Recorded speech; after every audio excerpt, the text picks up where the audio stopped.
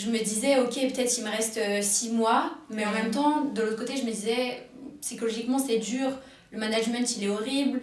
En plus, je suis pas quelqu'un de très diplomate, mais donc je prenais sur moi pour pas dire les 4 vérités à la personne. Oui. Donc c'était compliqué. Et donc le fait de me dire que je prends la décision de quitter l'entreprise, malgré les mises en garde qu'on m'avait faites, que ce soit au sein même de l'entreprise ou ma famille, ça m'a permis de me dire, ok, je peux être maître de mes choix. Et c'est la seule décision que j'ai pour l'instant pour reprendre un peu goût à la vie.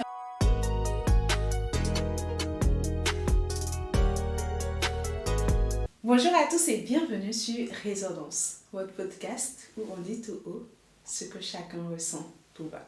Aujourd'hui, nous avons le plaisir de recevoir Elisa. Elle a fait un master en entrepreneuriat. Elle a monté sa propre boîte et elle a été également salariée. Elle a choisi aujourd'hui de nous dévoiler les raisons qui se cachent derrière chacune de ses expériences. Pourquoi ? Tout simplement parce qu'au final, nous partageons tous les mêmes fardeaux et nourrissons les mêmes espoirs. Bonjour Elisa. Bonjour Florent. Bienvenue sur Résonance. Merci, je suis très heureuse d'être accueillie ici sur ce podcast. J'avais hâte de venir. Ah ben écoute, ça fait plaisir. Sur Résonance, on a un petit rituel. Ok. C'est de répondre à une question. D'accord, dis-moi. Qu'est-ce que tu fais pour te sentir moins seule ? Pour me sentir moins seule, j'hésite pas à sortir même quand je suis seule et que j'ai envie de faire quelque chose. Je vais envoyer un message ou deux à des copines et si elles sont pas dispo, je sors quand même. Et en étant seule, ça me force à parler et échanger avec les gens. Donc, D'accord. Ce serait de sortir quoi qu'il arrive. Parce que du coup, je pense que tu le devines, c'est de voir comment chacun essaie de se sortir de la solitude. Ce qui est un peu le but aussi du podcast. Et c'est vrai que généralement, enfin, j'ai pas encore eu quelqu'un qui m'a dit je sors pour sortir en fait de chez moi. Souvent, on appelle un proche, ce que tu fais aussi en premier, mais c'est souvent j'appelle un proche, j'échange avec la famille ou je vais au musée, tout ça. Mais je ne prends pas l'initiative de sortir juste pour sortir. D'accord, et ouais. Donc, ça, c'est pas mal. Faites-le, je recommande, c'est très sympa. Les interactions sociales avec des inconnus, je trouve que c'est hyper enrichissant. Et c'est surtout que de ce que tu dis aussi, tu as cette facilité-là à aller vers les autres. Oui. Et ça, c'est super parce que tout le monde n'a pas ça. C'est vrai, c'est venu avec le temps, on en parlera peut-être, mais avec tous les pitchs que j'ai dû faire devant des salles entières d'inconnus, voilà, c'est comme ça que c'est venu. Donc c'est venu plus ou moins tard, j'ai 23 ans, et ça fait peut-être 2 ou 3 ans que je suis très à l'aise comme ça, mais c'est enrichissant et une fois qu'on saute le pas et qu'on l'a fait quelques fois et qu'on se rend compte que personne va nous cracher dessus, et au final c'est plus facile en fait. Si. Et on enchaîne parce que tu as commencé à le faire. Super. Est-ce que tu peux te présenter à nous dire qui tu es, ce que tu fais dans la vie ? Bien sûr. Alors je m'appelle Elisa, j'ai 23 ans. Actuellement je suis créatrice de contenu UGC à mon compte. Donc qu'est-ce que c'est créatrice de contenu ? C'est pas encore très connu. Mais en gros, c'est des marques qui me contactent, qui vont m'envoyer leurs produits chez moi ou m'inviter dans leur restaurant ou quoi. Et moi, je vais m'occuper de faire des vidéos pour eux que je vais leur vendre. Et ensuite, ils auront le droit de les utiliser sur leurs réseaux sociaux, sur leur site internet, pour de la publicité, etc. Donc pour l'instant, c'est ce que je fais. Oui. Et j'ai fini mes études d'entrepreneuriat il y a quelques mois. Ça doit faire peut-être 6-7 mois maintenant. D'accord. Et voilà. On aura l'occasion de détailler tout ça. Aujourd'hui, tu as choisi de partager avec nous finalement certaines expériences que tu as vécues tout au long de ton parcours qui ont plus ou moins influencé tes choix. C'est ça. Est-ce qu'on peut déjà commencer par le début, durant tes études ? Comment est-ce que tu fais ce choix-là déjà d'aller vers un master en entrepreneuriat ? Et qu'est-ce que ça va avoir comme impact par la suite ? Alors, j'ai décidé dès le départ de faire des études plus ou moins générales, justement parce que je ne savais pas quoi faire.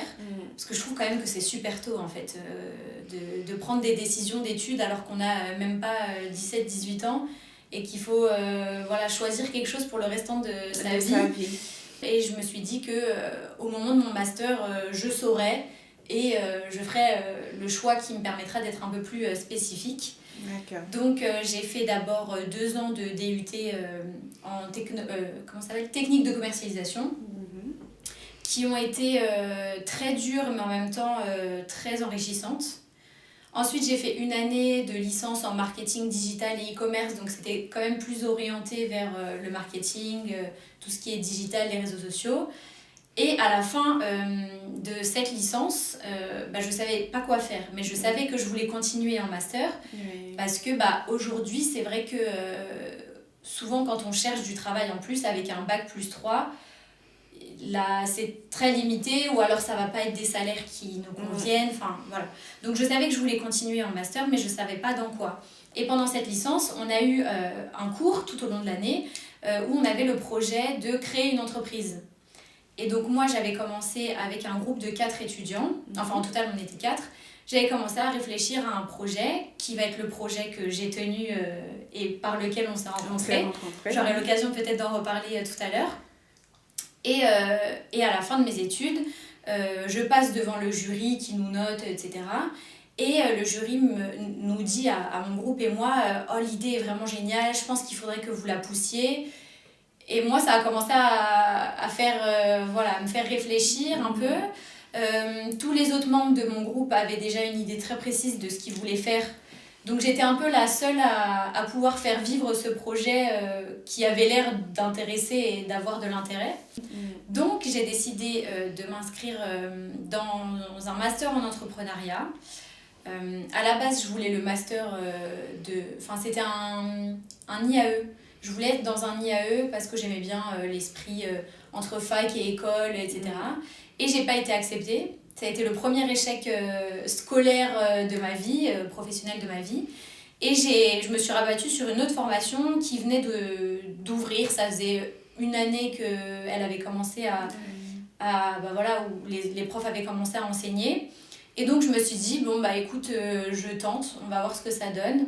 Au pire du pire, je refais un master derrière si c'était un échec, mais ça vaut le coup de tenter. D'accord. Donc j'ai présenté ce projet-là à la commission d'entrée parce qu'il fallait quand même étudier les dossiers, etc.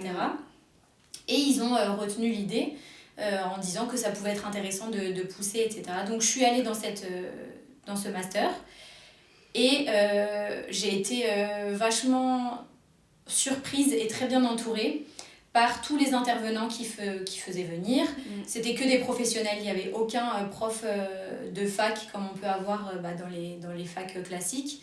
Mais donc j'ai trouvé ça super bien parce que chacun avait quelque chose à nous apporter, chacun avait de l'expérience dans son domaine et avait vécu vraiment la pratique, pas que la théorie. D'accord. C'était des professionnels qui venaient, on va dire, d'entreprises ou qui étaient aussi entrepreneurs. C'est ça. Alors, il y avait des entrepreneurs et il y avait des gens qui étaient, salariés, directeurs commerciaux d'une grande boîte. Okay. Et donc ça, c'était hyper intéressant. Et donc, avec tous ces contacts que j'ai pu me faire et puis aussi l'ambiance de classe qu'on avait où tous étaient plus ou moins entrepreneurs ou avaient un état d'esprit entrepreneur, on s'est tous poussés vers le haut. Et ça m'a permis d'officialiser et de concrétiser le projet que j'ai eu, qui s'appelle Instant T. Et donc Instant T, c'était des bombes de thé. C'est toujours, mais je suis en train de clôturer ça aussi, j'en parlerai après. Mais Instant T, donc ce sont des bombes de thé sous format solide qui se dissolvent dans l'eau chaude ou dans l'eau froide. Et qui permettent de faire un thé ou une tisane sans sachet. Donc il y avait cette question de réduction des déchets, réduction de l'empreinte carbone, de l'utilisation de plastique, qui moi m'intéresse beaucoup. Le côté environnemental, c'est quelque chose qui me touche beaucoup. Et donc j'ai réussi à avoir des clients professionnels, des clients particuliers. J'ai fait des concours, j'ai fait des salons, j'ai fait des festivals. Franchement, ça m'a apporté beaucoup de choses. Et donc voilà pour la partie scolaire et le début de la profession. Là, tu as commencé à basculer sur l'aspect professionnel, mais c'est très très intéressant ce que tu partages là. Parce que du coup, je comprends mieux en fait. C'est comme elle le disait, on s'est rencontrés dans le cadre d'un programme entrepreneurial. Mais moi je me suis dit, tu as fait un parcours d'études classiques, standard, comme on connaissait. En tout cas, je ne savais pas que c'était un master entrepreneurial, Si, donc oui, oui. très spécifique. Et donc ton projet, ça faisait longtemps déjà que tu l'avais En travaillé, tête, oui. peaufiné avant de nous le présenter. Et ça, c'est super. Et donc, moi, j'ai envie qu'on développe la partie entrepreneuriale, du coup. Parce que finalement, on a vu un peu, tu disais que le premier échec, c'était le fait qu'on ne t'accepte pas en master. Mais j'ai envie de dire que c'était pas vraiment un échec. Quand tu en tires des leçons, voilà. Bah, à l'époque, avant d'avoir vécu cette expérience entrepreneuriale, je le prenais vraiment comme un échec. Ouais. Et au final, après, j'ai compris que Ouais. la fameuse phrase « il n'y a pas d'échec, il n'y a que des apprentissages Voilà. C'est bateau, mais c'est très vrai. Oui. En fait, quand on adopte cet état d'esprit, bah, la vie est belle, quoi. La vie est belle et ça t'aide à ne pas t'empêcher de retenter d'autres aventures. Oui, c'est vrai que ça te bloque pas dans une situation qui te convient pas, quoi. Tu vas plus oser faire des choses qui vont peut-être te permettre d'atteindre un certain niveau d'épanouissement. Et c'est ça qu'on cherche tous, je pense, qu'on soit salarié, entrepreneur ou chômeur, hein, pourquoi pas aussi. Pourquoi pas, ouais, totalement. On cherche l'épanouissement dans tous les cas. Effectivement. Et donc, partant de ça, et pour toi qui es consciente du fait que les échecs n'en sont pas vraiment, comment est-ce que tu arrives au fait de finalement stopper, instanter? Est-ce que tu as eu de vrais contacts, tu as commencé à avoir de l'argent avec, tu as pitché devant énormément de personnes. Et là, aujourd'hui, qu'est-ce qui se passe? Pourquoi est-ce que tu en arrives là à vouloir stopper cette activité? Alors, ça revenait à ce qu'on disait juste avant de commencer le podcast. En fait, j'ai l'impression que toute ma vie, plus ou moins, on a pris des décisions à ma place, ou en tout cas, j'ai laissé les gens influencer mes décisions par manque de confiance en moi et par manque de confiance aussi en ma capacité à avoir une vision globale de toutes les situations. Oui. En fait, je suis quelqu'un qui est plutôt très naïf. C'est un petit peu un échec, mais en même temps, c'est beau parce que moi, je vis dans un monde de bisounours où tout est beau, tout est rose, mais il faudrait quand même que je me recentre un peu sur la réalité. Mais c'est vrai que toute ma vie, voilà, j'ai demandé toujours l'avis de mes proches, de mes amis, et en fait, je prenais les décisions par rapport à la majorité de réponses que j'avais. D'accord. Si tout le monde me disait « c'est super, fonce », bah, j'allais foncer, même si j'avais des petites réticences. Et si tout le monde me disait c'est nul, alors que moi je pensais que ça valait peut-être le coup, bah, j'allais pas le faire ou j'allais mal le faire en me disant bon bah si personne n'y croit. Et en fait, je pense que avoir cet état d'esprit-là, ça influençait aussi les résultats. Parce que vu que je partais dans une optique de défaite ou de les gens m'ont prévenu que si je rate. Enfin, tu sais, en mode si je rate, on m'avait prévenu. Et donc, je pourrais pas trop m'en plaindre. Et en fait, j'ai l'impression que du coup, ça me mettait dans un état d'esprit de défaitiste. Et donc, forcément, l'action que j'allais faire, elle allait mener à un résultat négatif parce que déjà, de base, j'étais pas dans un bon état d'esprit. En gros, ce que tu expliques, c'est que là, tu partais sur quelque chose pour lequel on t'avait prévenu, on t'avait découragé en quelque sorte d'y aller. Oui, D'accord. oui, plutôt. Et ça, c'était pas tant mes amis, c'était plutôt mes parents qui m'avaient dit l'entrepreneuriat c'est compliqué. Enfin voilà, ce qu'on peut dire à tout le monde, et c'est vrai, l'entrepreneuriat c'est compliqué. Mais peut-être que aussi pour me protéger, ils en faisaient un peu trop. Tu vois, ils me mettaient un petit peu trop de barrières. Et à un moment, je me suis dit, bah, j'ai envie d'être maître de mes décisions, maître de mes choix. Donc, je vais aller à l'encontre de ce qu'ils me disent. D'accord. Donc, finalement, c'est ça qui m'a fait aussi me lancer dans l'entrepreneuriat. Et ça a été une très bonne chose. Mais c'est vrai que j'ai fait plusieurs erreurs. Justement parce que je ne voulais pas les écouter. Alors que, bah, pour le coup, leurs remarques étaient intéressantes et il aurait fallu que je les écoute. Mais ça, c'est sur des exemples tout bêtes. Par exemple, en lançant Instant T, tout le monde m'avait dit bah, mets-toi en auto-entreprise et attends d'avoir dépassé le plafond des 70 000 € avant de te lancer en société et tout. Et moi j'étais là en mode non, je vais ouvrir directement une société. De toute façon, si j'investis pas un minimum d'argent, je sais que moi-même je vais pas me motiver assez pour. Tu ne seras pas investi à 100%. Exactement.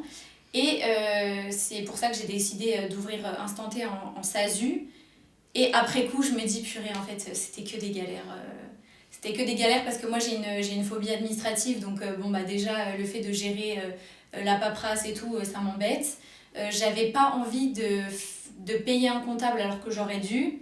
Donc je gérais moi-même les choses qu'il fallait faire, enfin, déclarer les bilans, les revenus, etc. Mais ça, c'était une angoisse pour moi.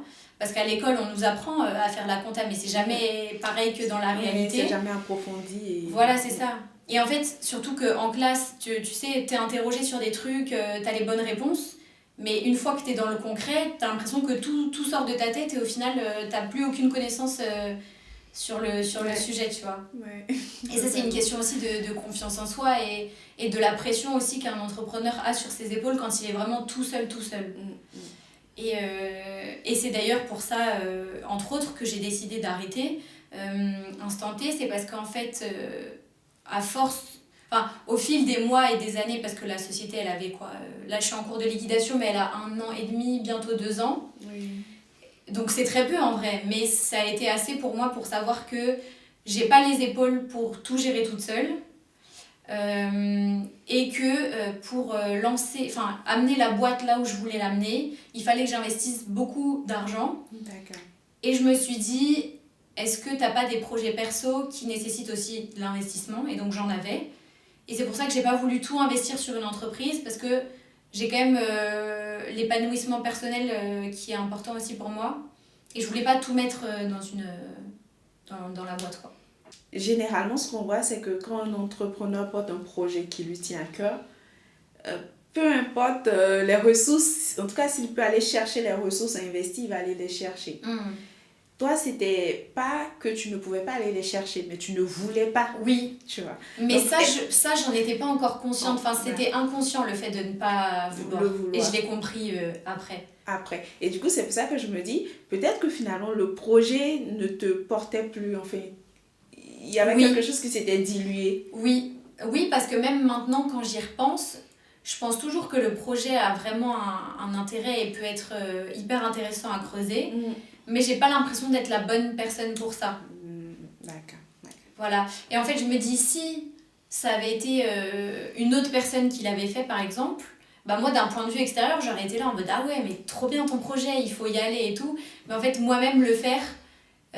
ça m'embêtait parce que comme j'ai pu te le dire juste avant, j'en avais pas conscience, mais j'avais besoin d'une liberté même géographique, de pouvoir, je sais pas, sur un coup de tête me dire bon bah j'ai envie d'aller voir ma grand-mère dans le sud, alors que là c'était pas possible parce que j'avais des stocks à gérer, j'avais des commandes à envoyer et sur une courte période je pouvais demander à ma famille de s'en occuper, mais c'était pas le but non plus, ils sont pas salariés de ma boîte, voilà. Et donc c'était plutôt cette liberté-là qui me convenait pas. Et même j'en suis venue à me dire, mais est-ce que vraiment j'ai un état d'esprit d'entrepreneur? Parce qu'on parle beaucoup du mindset, etc. Et quand je vois, parce que j'ai des personnes autour de moi qui ont des boîtes et tout, ou même des personnes de ma famille qui gèrent des sociétés, machin, je me dis, mais en fait, je suis pas du tout comme eux. Et c'est vrai qu'on voit beaucoup de gens, en fait on voit de tout sur les réseaux sociaux. Oui. On voit des gens qui vont dire moi je bloque ma vie pendant 3 ans et je me mets à fond sur ma boîte, comme ça après je suis tranquille. Et d'autres gens qui vont dire bah moi j'y vais petit à petit, doucement, parce que ma santé mentale elle est hyper importante pour moi aussi, et donc je vais y aller à mon rythme. Et sauf que moi je savais pas où me placer entre les deux, parce qu'au final je me rendais compte que effectivement le projet me plaisait plus. Et je me disais, bah, je suis peut-être pas faite pour être entrepreneur en fait. Oui. Mais d'un autre côté, j'avais eu des expériences en salariat qui se sont toujours mal finies. Et je me disais, bah, je suis pas non plus faite pour le salariat, mais je suis faite pour quoi alors? Ouais, c'est un peu intéressant. Mais justement, on va basculer sur l'aspect salariat. Tu vas nous en dire un peu plus, qu'on sache justement ce que tu as tiré de cette expérience-là. Mais pour revenir à l'entrepreneuriat, du coup, qu'est-ce que tu penses que ça t'a appris finalement? Oui, alors ça m'a appris beaucoup de choses. Ça m'a appris... Sur toi, je veux dire. Sur moi, ça m'a appris que j'étais capable d'oser faire des choses qui sortent de ma zone de confort. Ça, j'avais pu l'expérimenter dans ma vie perso, mais voilà, pour renforcer le truc et gagner en confiance en moi, le fait de l'appliquer au monde professionnel, ça m'a beaucoup apporté. Je me suis aussi vachement libérée sur la prise de parole en public parce que avec les pitchs, que ce soit devant 4 jurés ou devant 300 personnes, bah, il faut quand même pouvoir, même avec de l'entraînement, enfin évidemment on s'entraîne, mais Oui. il faut être paré à l'imprévu, aux questions gênantes. Et donc, faut trouver des parades à chaque fois pour avoir des réponses cohérentes et garder un minimum de crédibilité. Parce que si on arrive et qu'au final, je sais pas, c'est pas grave de bugger, etc. Au contraire, ça montre que c'est naturel et que c'est pas un texte appris par cœur. Mais surtout au niveau des réponses, quand on me pose une question et que je lâche un gros blanc et que je sais pas quoi dire, ça la fout mal, quoi. Donc, j'ai appris à contourner parfois les questions ou à broder aussi pour ne pas juste rester en blanc face à une personne. Oui. Donc ça m'a appris ça. Et puis aussi, ça m'a ouvert à plein de personnes. Ça m'a ouvert à un réseau de dingue. Et c'est vrai que maintenant, même quand il y a des proches à moi qui viennent en me disant ah, tu connais pas quelqu'un qui fait ça, bah, je suis fière de leur dire que si, je connais. Et en fait, j'ai tellement fait d'événements d'entrepreneurs, de formations, de rencontres, d'afterwork, etc., qu'au final, bah, je connais quelqu'un dans à peu près tous les secteurs, tous les métiers. Et ça, c'est une grande richesse. Et je pense que c'est ça que je retiens le plus, finalement. C'est en fait les contacts qu'on garde à la fin. Tu disais que finalement, tu n'étais pas, on va dire, même maîtresse de tes décisions et que tu t'étais lancée dans l'entrepreneuriat contre la volonté de tes parents. C'est ça.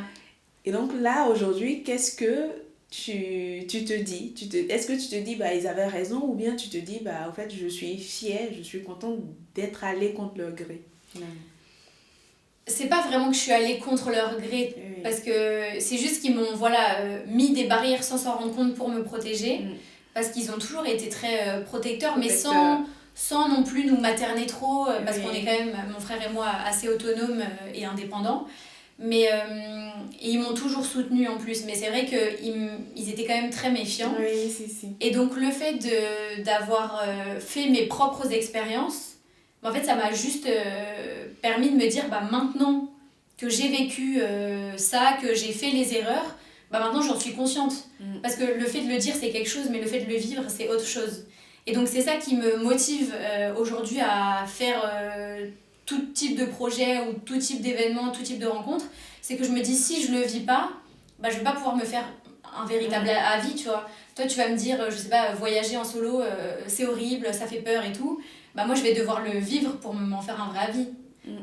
Et parce que je me dis, j'essaye de prendre de moins en moins en compte l'avis des gens.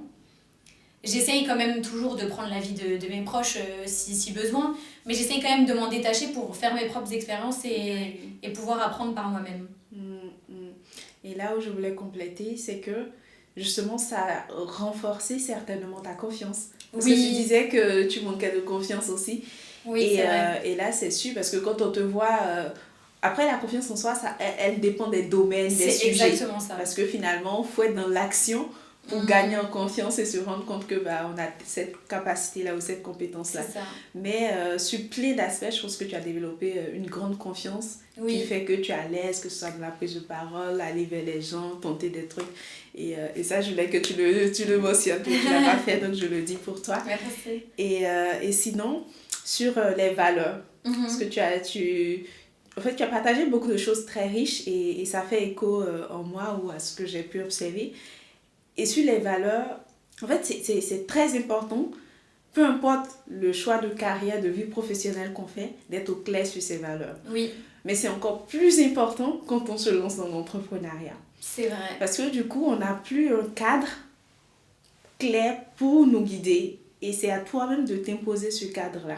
Et quand tu ne sais pas ce sur quoi tu t'appuies, parce que finalement, les valeurs sont là c'est sur ça qu'on s'appuie pour avancer, pour être drivé.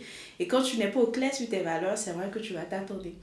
Et quand je t'entendais parler, tu as dit un truc que je pense être ça, c'est que la valeur liberté, elle est très importante pour toi. Oui, tu vois. Oui, c'est vrai. Et le fait que tu te sois rendu compte en chemin a fait que tu t'es dit non, en fait, je ne peux pas être tout le temps en train de bosser, gérer les stocks, ne pas pouvoir être à l'autre bout du monde ou même en déplacement chez un proche, une personne de ma famille, alors qu'il y a du boulot ici, tout ça, et c'est très contraignant pour moi. Oui.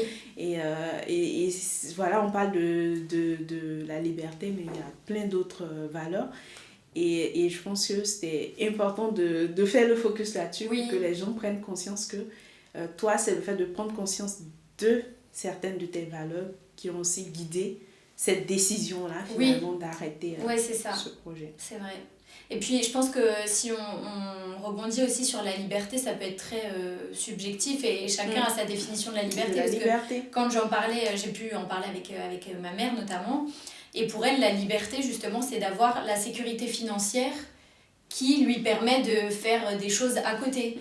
Mais elle fait quand même un job de 9h à 18h, tu vois, toute la semaine. Alors que moi, la liberté, ça va plutôt être justement le fait de pouvoir bouger quand je veux, où je veux, en fait. Et aussi, ce que je me suis rendu compte en étant entrepreneur par rapport à d'autres, c'est que je cherchais pas du tout à être millionnaire ou autre. Et c'est pas un manque d'ambition de ma part, parce que j'ai entendu ça aussi, il y a des gens qui m'ont dit « Oh, t'as pas d'ambition ». C'est pas ça. Mais juste pour moi, je veux assez d'argent pour pas déjà avoir à me poser des questions sur, je sais pas, le paiement de mon loyer, le paiement de mes courses, faire des cadeaux à mes proches, etc. Mais c'est aussi avoir un bon revenu qui me permette, encore une fois, de bouger où je veux, quand je veux. Et de pas me dire, bon, bah ok, il faut que je mette de côté encore 2-3 mois pour pouvoir m'acheter ce billet d'avion-là et faire ce genre de vacances.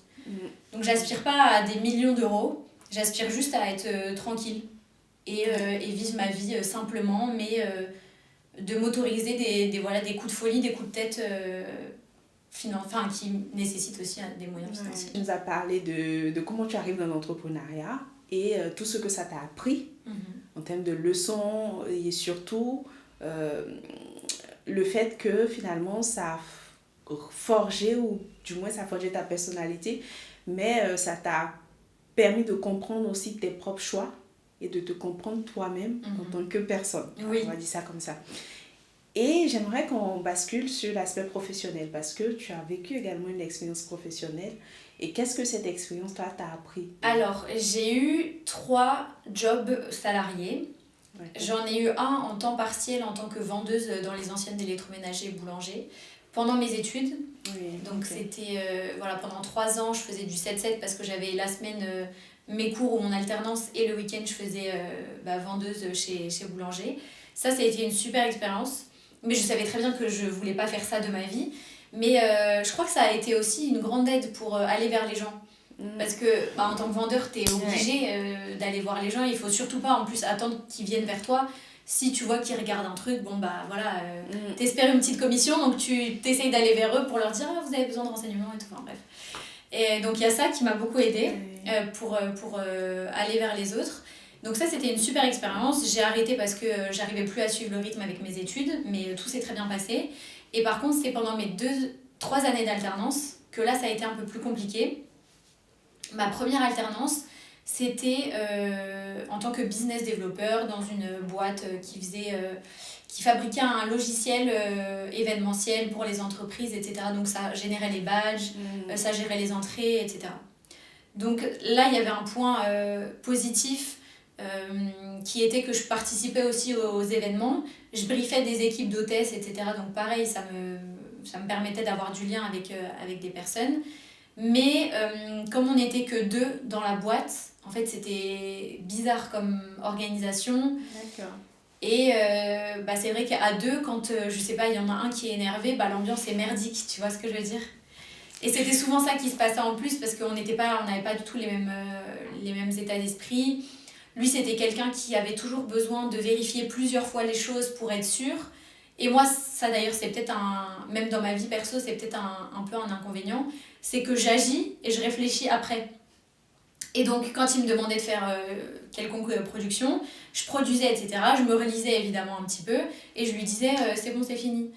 Sauf que lui, il voulait revoir des petits détails, des petits détails, des petits détails. Et au final, moi, au bout de 40 relectures, je sais plus quoi dire vu que c'est moi qui l'a produit et je peux plus retravailler 1000 fois sur ce que j'ai fait. Oui. Donc, bref, on n'avait pas du tout les mêmes états d'esprit. Mais j'ai quand même fini mon année chez lui, ça s'est bien passé. Voilà. Et ensuite, j'ai eu une deuxième expérience qui a été aussi enrichissante que destructrice. C'était dans une start-up, donc toujours voilà, les environnements où il y a peu de personnes.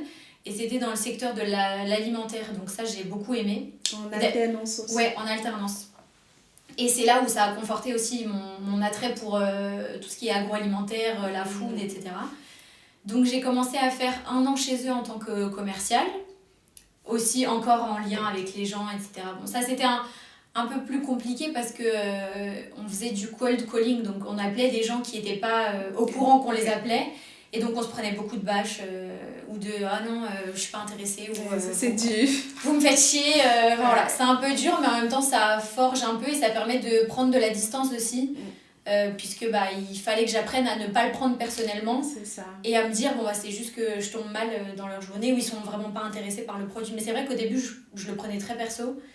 Et c'était compliqué parce que j'avais l'impression que c'était moi qui faisais n'importe quoi alors que j'avais un script à suivre et je le connaissais donc je savais que je faisais pas non plus trop n'importe quoi. Mais voilà, donc j'ai fait 1 an chez eux en tant que commercial. C'était hyper bien aussi parce que j'étais commerciale France, donc je me déplaçais 1 semaine par mois partout en France. Donc j'étais autonome sur la gestion de mon emploi du temps, etc. Et puis 1 semaine par mois, vu que j'habitais encore chez mes parents, ça me faisait une pause comme si j'habitais toute seule. Enfin voilà, c'était cool. Et ensuite, la deuxième année chez eux, je suis passée en marketing, qui était de base mon secteur de prédilection. Et c'est à partir de là que ça a commencé à mal aller parce que en fait, c'était juste une question de management qui était pas bon, en fait. Qui était pas bon. Et puis en plus, les objectifs en marketing étaient beaucoup plus importants que les objectifs commerciaux. Parce qu'en plus, on passait à la télé, on est passé plusieurs fois à la télé, donc c'est vrai qu'il y avait beaucoup de... il fallait faire attention aux réseaux sociaux parce qu'on savait qu'il y avait du monde qui allait venir. Il fallait faire attention sur le site internet parce qu'on savait qu'on allait avoir du trafic. Et la pression, elle était vraiment différente et je l'ai vraiment mal gérée. En plus du fait que le management soit un peu toxique, on nous demandait d'être H24 au bureau alors que c'était pas notre propre boîte. Où on nous demandait des résultats de malade alors qu'il n'y avait pas de budget et donc forcément ça bloquait à un moment donné. Et j'ai décidé de couper en plein milieu de mon contrat parce que ça ne me convenait plus du tout. Et donc ça m'a appris encore une fois à prendre du recul sur les situations où pareil quand je me faisais engueuler par ma boss, j'ai appris un peu à me détacher, à limite lui dire vas-y énerve-toi sur moi et ensuite on parle sérieusement, tu vois. Et je pense que ça m'a permis d'acquérir un peu d'intelligence émotionnelle que j'avais pas et que je travaille encore. Mais est-ce que du coup le fait d'avoir vécu ces expériences-là, c'est aussi ça qui t'a conforté dans l'idée de te dire je vais basculer vers l'entrepreneuriat? Oui, ouais, complètement. C'est que comme j'ai eu quasiment que des expériences plutôt négatives quand j'avais quelqu'un au-dessus de moi, entre guillemets, et ça m'a confortée dans l'idée de me dire ok, en fait, je suis pas faite pour travailler en entreprise, quoi. Mais d'un autre côté, ce qui est un peu embêtant, mais ça c'est parce que je suis encore au début de mon parcours, je pense, c'est que je sais que je suis pas non plus hyper disciplinée. Et donc c'est compliqué aussi d'être à son compte quand il y a personne pour te dire la deadline est demain, sinon tu te fais engueuler, quoi, enfin entre guillemets. Donc c'est vrai que c'est un peu... Mais c'est difficile de savoir finalement où est-ce que tu te positionnes. Je ne pense pas non plus qu'il faut cocher toutes les cases qu'on nous décrit pour être un bon entrepreneur. Oui, c'est vrai. Tout le monde à son échelle peut faire de l'entrepreneuriat à condition d'être conscient de ses limites et de savoir plus ou moins les cadrer. Parce que tu peux être aussi en portage salarial ou tu peux être totalement en entrepreneuriat ou passer par un incubateur. Enfin, il y a plusieurs dispositifs pour aider. Justement, tenter, trouver des rythmes qui nous correspondent. Il faut tester plusieurs méthodes, se renseigner sur, je sais pas, des méthodes de travail ou des environnements aussi parce que je sais qu'en étant seule, en plus, c'est d'autant plus compliqué. Et ce que j'essaye de faire, moi, c'est que je me force, quand vraiment j'ai du travail et qu'il faut que je me mette sérieusement dessus, je pars de chez moi, je me pose dans une bibliothèque ou dans un café, et comme ça, je sais que comme je suis pas dans mon environnement où j'ai la télé à côté, la tablette ou le téléphone, et ça me permet de me mettre un peu dans une bulle sérieuse de travail. Exactement. Donc, chacun trouve ses tips finalement pour se mettre en condition pour pouvoir travailler comme il faut. Est-ce que dans le salariat, ce que tu as vécu est venu t'aider justement à renforcer tes choix et à t'aider à plus les assumer ou à te détacher de ce que tes proches pouvaient penser? Ouais. Et rien que le fait de quitter l'entreprise en plein milieu du contrat, c'était déjà une forme de reprise de contrôle. Parce que c'est vrai que dans l'état d'esprit des gens, j'avais un travail, j'avais un salaire qui arrivait. Bon, c'était un salaire d'alternance, c'était pas non plus des 1000 et des 100, mais ça arrivait tous les mois, j'avais la sécurité, etc. Et sauf que je me disais, ok, peut-être il me reste 6 mois, mais en même temps, de l'autre côté, je me disais, psychologiquement, c'est dur, le management, il est horrible. En plus, je suis pas quelqu'un de très diplomate, mais donc je prenais sur moi pour pas dire les cas de vérité à la personne. Oui. Donc c'était compliqué. Et donc le fait de me dire que je prends la décision de quitter l'entreprise, malgré les mises en garde qu'on m'avait faites, que ce soit au sein même de l'entreprise ou ma famille, ça m'a permis de me dire, ok, je peux être maître de mes choix. Et c'est la seule décision que j'ai pour l'instant pour reprendre un peu goût à la vie. Enfin, je disais pas que j'étais en déprime et tout, mais c'est vrai que ça me pesait beaucoup, même en dehors de chez moi, puisqu'ils nous envoyaient tout le temps des messages, des trucs. Ça me prenait beaucoup de charge mentale, même chez moi. Et donc le fait de quitter, vraiment, ça m'a permis de prendre conscience que des choix que je faisais, ça pouvait être les bons et qu'ils étaient bien pour moi, quoi. Et au final, ça fait plus longtemps que ça, puisque j'ai toujours pas repris le taf depuis. Si. Non, mais c'est vrai que c'est très important. Et moi, je suis... je milite pas, mais je défends fortement la santé mentale, le bien-être. Oui. Parce que je pense que à partir du moment où ce qu'on fait nous met mal, il y a lieu de se poser de vraies questions et de prendre de vraies décisions. Parce que finalement, on passera toute notre vie à travailler. En tout cas, si on veut travailler, il y a moyen de travailler. Peut-être pas dans le boulot de rêve qu'on veut, mais on peut travailler. Oui. Et on passe toute notre vie à travailler. Et pour moi, c'est inconcevable de faire des métiers qui nous détruisent. Parce que finalement, tu n'as plus de vie.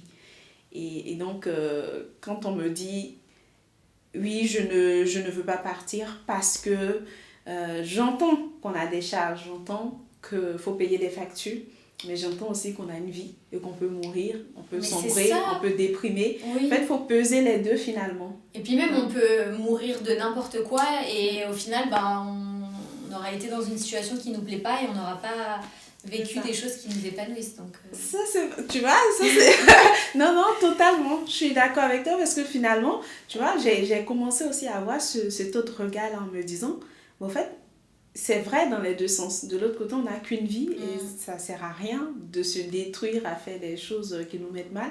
Mais de l'autre côté aussi, on n'a qu'une vie et justement, ce serait dommage de ne pas expérimenter des choses. C'est ça. Tu vois? Moi, je suis d'accord. Et il y avait une vidéo à l'époque qui tournait beaucoup sur les réseaux sociaux d'une... Bon, je me suis pas renseignée, mais c'est une fille qui participait aussi à un podcast et qui disait que la phrase qui lui a complètement retourné le cerveau du côté positif, c'était quelqu'un qui lui avait dit un jour, ce que tu changes pas, tu le choisis. Donc, je sais pas, ta situation au travail, elle est mal. Si tu fais pas les causes pour changer de travail, c'est que tu l'as choisi, donc arrête de te plaindre, en gros. Et en fait, ça, je me suis dit, c'est vrai. Et ça marche pour tout dans la vie. T'es pas satisfait de je sais pas, ton corps. Je sais pas, essaye de faire des choses qui font que tu puisses le changer et que ça aille mieux, quoi. C'est vrai que ça peut faire débat, mais ce qu'on dit là, c'est de dire, en fait, il faut essayer. C'est-à-dire que le résultat n'est pas garanti, mais le simple fait de passer à l'action te donne une satisfaction et même te libère psychologiquement parce que tu te dis, j'ai mis en place des choses, j'ai fait ma part, en partie, entre guillemets. Oui. Et donc, voilà. Mais tu n'auras pas de regret de ne pas avoir essayé, essayer. c'est ça qui est le plus important. Ouais. Si on devait faire une synthèse, est-ce que tu serais en mesure aujourd'hui de nous dire qu'est-ce qui t'a drivé à chaque fois dans tes choix? Question piège. Ouais. Ce qui m'a drivé, c'est en fait la curiosité de vivre de nouvelles choses. Que ce soit des expériences pro, des rencontres, des voyages. Ce que je retiens de mon parcours, en tout cas, c'est d'oser sortir de notre zone de confort et être opportuniste, en fait. Saisir les opportunités qui se présentent à nous. Et celles qui nous intéressent, évidemment, on ne va pas faire quelque chose qui ne nous plaît pas. Mais pour justement tenter des choses et essayer d'apprendre à se connaître et à apprendre à savoir ce qu'on aime, ce qu'on n'aime pas, et ce qui nous épanouit, ce qui ne nous épanouit pas. Parce que je me dis, sur un malentendu, tu vas te retrouver dans une situation qui va faire que ça va être ta source de revenus jusqu'à la fin de ta vie et la source de ton épanouissement. Donc voilà, c'est ça ce que j'en retiens. À quelqu'un qui nous écoute, qu'est-ce que tu voudrais que cette personne-là retienne de ton parcours? Ou quel message tu as envie de lui donner pour qu'elle reparte avec quelque chose de cet épisode-là? Et ce serait de se détacher un peu de la vie de nos proches. Si on sent vraiment à l'intérieur de soi que c'est quelque chose qui est bon pour nous, et ce serait de le faire et d'oser le faire sans avoir peur de ce que les gens vont penser et sans avoir peur de l'échec. Parce qu'encore une fois, il n'y a pas d'échec, il n'y a que des apprentissages. Donc voilà, ce serait de ne pas avoir peur et de se lancer quoi qu'il arrive, parce que dans tous les cas, vous en ressortirez grandi. J'ai envie que tu nous parles de l'après. Parce que, effectivement, oui. On a parlé de tout ce que tu as fait, oui, tout ça. Oui, c'est vrai. Mais c'est quoi la suite pour toi? Alors, la suite pour moi, d'un point de vue professionnel, ce serait pour pouvoir répondre à des projets perso que j'ai, notamment d'émancipation. J'aimerais quitter la maison familiale pour enfin prendre mon indépendance. Et donc, dans ce cadre-là, j'aimerais soit que mon activité de créatrice UGC explose et me permette d'avoir des revenus conséquents et réguliers, ou bien trouver un métier en CDI. Et je me dis, en faisant plus attention à l'équipe et en choisissant vraiment l'entreprise dans laquelle je veux travailler, peut-être que ça pourra très bien se passer. Avec une personne, au-dessus de moi qui pourra comprendre ma façon de travailler, s'adapter à moi. En fait, un bon manager, quoi. Totalement, c'est ce que j'allais dire. Et en fait, ce que tu dis là, c'est pas que tu as été dégoûtée du monde professionnel du tout. Non. Mais c'est juste que tu as vécu une expérience qui t'a pas plu. C'est ça. Et tu t'es dit, je vais aller voir ailleurs. Et là, maintenant que tu as vu tous les côtés, tu te dis pourquoi pas... Oui, et c'est surtout que je suis quelqu'un de plutôt têtu. Et tant que j'aurais pas vécu une bonne expérience, en fait, je peux pas rester sur une mauvaise image. Parce que je sais pas combien de pourcentage de la population française est salariée, mais c'est quand même énorme. Donc je me dis forcément qu'il y a des endroits où ça se passe très bien et j'aimerais justement pouvoir, au moins une fois dans ma vie, vivre une bonne expérience où ça se passe bien pour pas garder en tête que du négatif, quoi. Ouais, pour te rassurer, ça existe de bonnes entreprises. Donc je te le souhaite. Merci. Tu vas trouver une bonne boîte. Merci beaucoup. Ça va bien se passer. Okay. On a un dernier rituel. Ah, dis-moi. C'est de te lire le message de l'invité précédent. Ah, très bien. Et tu feras pareil aussi. Alors, le message dit ceci. Parfois, c'est dans les grandes épreuves que l'on tire les meilleures leçons. Ça a du sens avec ce qu'on disait. Ouais. À méditer. Je vais méditer là-dessus en rentrant chez moi. Ouais, même si je pense pas que tu as vécu ton parcours comme des épreuves, voilà. Non. Mais tu as tiré énormément de leçons qui font que tu as su rebondir à chaque fois, quoi. Très bien, merci à la personne précédente pour ce message. Écoute, avec plaisir. Est-ce que tu aurais un dernier message que tu aimerais partager avant qu'on ne conclue? Ce serait pas un message, ce serait peut-être un petit tips pour les personnes qui justement osent pas tenter de nouvelles choses. Oui. Ce serait de commencer, par exemple dans son quotidien, je sais pas, un truc tout bête, je sais pas, quand on va au resto, commander quelque chose qu'on n'a pas du tout l'habitude de manger et vers quoi on n'aurait pas été naturellement, pour justement commencer à faire travailler le cerveau et lui dire, bon bah ok, je peux prendre des décisions différentes. Et voilà, faire des petits choix comme ça qui vous amènent vers l'incertitude, vers l'inconnu, pour habituer votre cerveau après à tenter des choses plus grandes qui vous mettent de plus en plus mal à l'aise, entre guillemets. Enfin, il faut que ça reste dans la mesure du raisonnable. Mais voilà, c'est d'habituer votre cerveau comme ça, avec des petites actions, pour qu'ensuite, le moment venu, vous puissiez faire de plus grandes choses sur des plus grands aspects de votre vie qui vous toucheront plus, quoi. Merci pour le tips. Merci d'avoir partagé ton vécu, ton parcours avec nous. Je pense que c'est un bel exemple d'audace que tu viens de témoigner là. Je te souhaite du succès pour la suite. Merci beaucoup. Dans ta carrière. Tu as encore beaucoup de choses à expérimenter. Si ça se trouve, même avec ton activité du GC, ça va prendre, tu n'auras plus besoin du salariat. Complètement. Ou inversement, mais peu importe, je te souhaite beaucoup de succès. Dites-nous en commentaire ce que vous avez retenu du parcours de Elisa. Est-ce qu'elle a ravivé en vous l'envie de tenter, d'oser faire des choses, de vivre de nouvelles expériences? Dites-le nous en commentaire. Mais surtout, n'oubliez pas de partager l'épisode autour de vous. Abonnez-vous si ce n'est pas encore fait. Et sur cette belle parole, nous on vous dit à dimanche prochain pour un nouvel épisode. Bye!